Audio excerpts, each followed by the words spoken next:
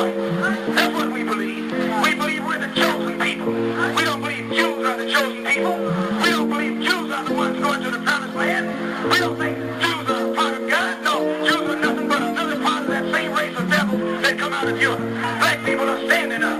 Black people are rising up, and they're starting right. We were slaves in Egypt. We belong to the Father, ain't no pledge of allegiance. We both to celebrate that killing that he didn't need you. We both to keep the holy days, don't be like the heathen. He said that for a reason. Stateless people are people who do not have a nationality of any country. This prevents them from accessing fundamental rights and political, economic, cultural, and social rights that most people take for granted. Without nationality, they may not get an ID card, a passport, or any other proof of nationality. Doing day-to-day things can be a huge challenge for stateless people. Without nationality, they may not be able to travel to other countries, to see a doctor, to find a place to live, and even to get married. It may also be impossible to get an education, to work legally, to start a business, and to open a bank account. All of this prevents them from providing for themselves and their families and may force them into poverty and destitution. As they are unable to access certain rights, move freely, and work, many fall victim to abuses, exploitation, and human trafficking. The main cause of statelessness is discrimination based on race, religion, ethnicity, or gender. Many are stateless because they were stripped of or are denied a nationality because they belong to a certain group or population that is being discriminated. Statelessness is often passed down from generation to generation. Another cause of statelessness is when states disappear and new states and territories emerge. People in these new states may not get a nationality. Many stateless people have little to no support to change their situation. This makes them extremely vulnerable.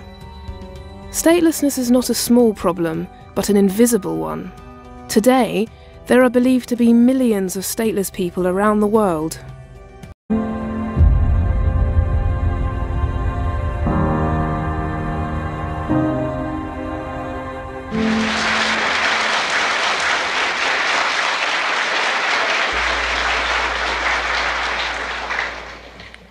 In order for you and me to devise some kind of method or strategy to offset some of the events or a repetition of the events that have taken place here in Los Angeles recently, we have to go to the root. We have to go to the cause. Dealing with the condition itself is not enough. And it is because of our effort toward getting straight to the root that people oftentimes think we're dealing in hate. We are oppressed. We are exploited.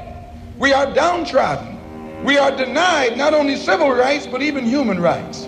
So the only way we're going to get some of this oppression and exploitation away from us or aside from us is come together against the common enemy.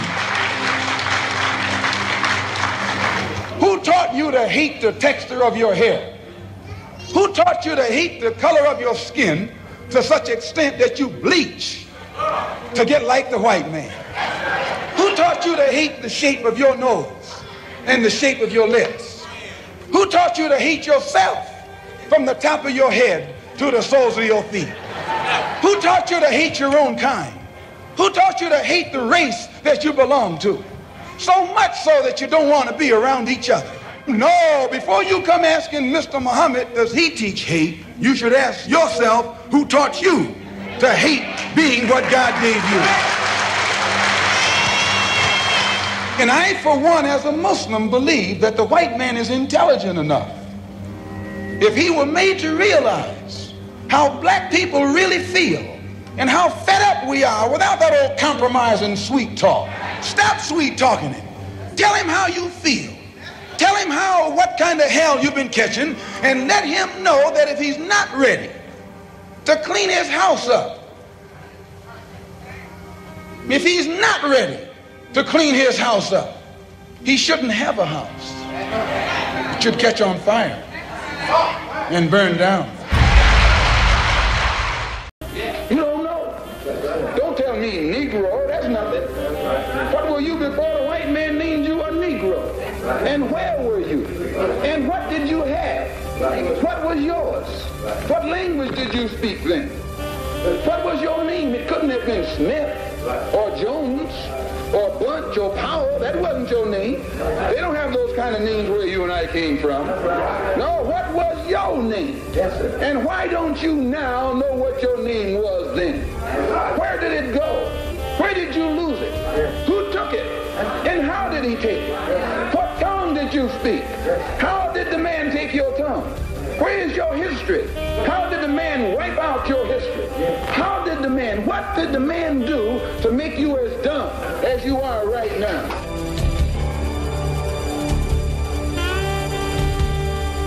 The white man is your enemy, whether you're a Baptist, whether you're a Methodist. Well, for the past 10 years, the struggle in America has been confined to what has been projected to the public as a civil rights struggle. And in that context, it has remained a domestic problem. It has remained within the jurisdiction of the United States. And as such, it has been impossible for the Afro-Americans or American Negroes to try and enlist the support of other dark-skinned people who are being oppressed the world over in that struggle. And the difference now in the direction that the struggle is taking from the direction that the struggle has been going in the past, there are many of our people who are thinking more deeply and more broadly and are beginning to see the importance of lifting it out of the national context or out of the domestic context or beyond the jurisdiction of the United States government. And the only way this can be done is by internationalizing the problem and putting it at a level where it can be taken into the United Nations, and then all of the other independent nations on this earth can involve themselves in our struggle and support us. And the only way by which this can be done, instead of it being called civil rights in the future, we're going to have to label it a human rights struggle or the struggle for human rights. And as such, we can then take it into the United Nations through the avenues that have been set up by the United Nations Commission on Human Rights. We can take our problem before the United Nations in the same manner that the problem of South Africa, Angola, Mozambique, Hungary, the Arab refugee problem, it becomes a world problem. And as a world problem, then the Afro-American or the so-called Negroes equal results, because it's not left up to the one who's responsible for it anymore, but it's put at a level where the whole can see that our plight is wrong. It stood in our path in the past. It also makes a difference in the leadership. Those who have been posing as leaders of our people in America in the past, they can pose on this local stage where Uncle Sam is the master of the show and can prop them up and make them look good or make them look better than they actually are by giving them token gains and building them up an image. But when they step onto the international stage or the world stage, then Uncle Sam can't prop them up anymore. And their ability or lack of ability becomes exposed. And if they can lead us forward, they remain leaders. But if they can't, then they have to step aside, and more qualified and bona fide leaders step up from the masses of our people, and then we get faster progress. People who are Negro, Black, and Colored are classed together because it's a classification of people who have no rights. The brandings is to keep them divided from each other. Because if they all went in one direction, they would be empowered, even under a brand. Even under a brand. Do you understand what I'm saying? Although there would be certain limited international rights, they would have power even if they all agreed to the same brand. And they don't know that the brand disallows them to inherit anything. They don't even know that they're classified as being constitutionally in a state of psychosis. There's a legal term that goes with that. I'll post that on the website, you'll see it. You understand what I'm saying? So we're looking at things right and wrong morally. You know what's right and wrong by your nature. You know something's done wrong to you or someone's mistreated. And we're looking at the moral argument and think that the moral argument therefore puts us in the category of right, when the status is not right. Well, when the status is not right, the right law don't apply to you. This is what people are not doing. So without a proper legal status, i.e. status, rank in society, your capacities and your incapacities to exercise liberties in any society on the planet. It's not just here. Our concepts about some of these things are being told. A lot of times our people think that that's just our opinions for this moment that they're learning now. These principles that we're expressing are Rotarian. What is Rotarian? That means universal. I mean, these same principles apply in Russia too. You go there, call yourself light-skinned, orange-skinned, black guy and see how much race you got. You let a Russian come here and talk about his Xing Hao Ming. See how many rights he got. You come sell me a pit bull talking about he's got all his shots and everything, and he goes meow. And see how that goes along. And this is, our people don't understand these principles yet because no one has challenged their mind with these principles because they haven't been taught law. They don't know anything about stats, not that they don't in general, but as a mass, our people have no idea that these things, these status principles, are the first issues at law in any area of civilization. You know, the first judicial issues is status, then you're talking jurisdiction and venue, and then adjudication. They go to adjudication because the status is already neutralized. And they can claim the jurisdiction in a ministerial court even if it has no judicial powers. Because you're under a corporation, you're not under a natural person.